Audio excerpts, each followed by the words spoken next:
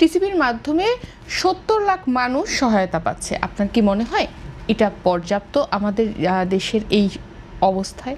না, পর্যাপ্ত না। 7 কোটি মানুষকে দেওয়া দরকার। এটা সে তো দিতে পারবো না।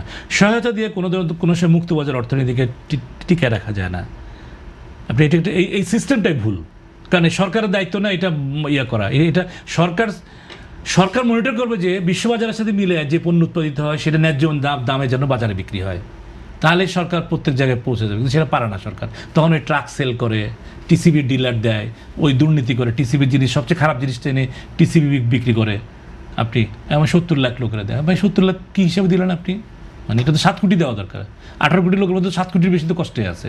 এক্সট্রিম মশার কয়েল প্ল্যান্ট ফাইবার দিয়ে তৈরি, তাই সহজে ভাঙে না, সুগন্ধিযুক্ত ও নিরবিচ্ছিন্নভাবে জ্বলে। ডেঙ্গু, চিকুনগুনিয়া বাহি সহ যে কোনো মশার বিরুদ্ধে দেয় এক্সট্রিম সুরক্ষা।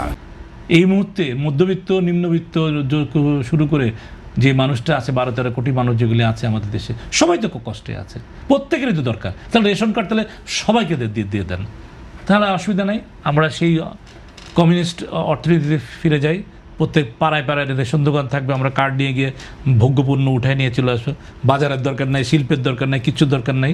সরকার সব কিছু এনে দিবে, সাপ্লাই করবে।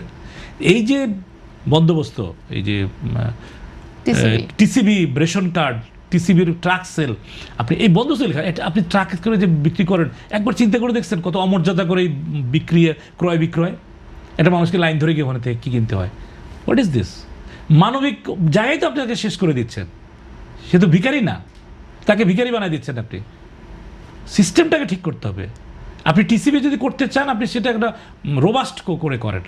অনেক মানুষ দোকান করেন, আপনি নিয়মিত করেন। আপনি ট্রাক সেল দিয়ে আপনি দিচ্ছেন, ট্রাকে করে হঠাৎ করে 3 রাস্তার মধ্যে ট্রাক দাঁড়ায় আছে, পিছনে কিছু ভুকা নাগা মানুষ লাইন ধরে দাঁড়ায় আছে। এটা কি, কোন জগতের মধ্যে আছি আমরা?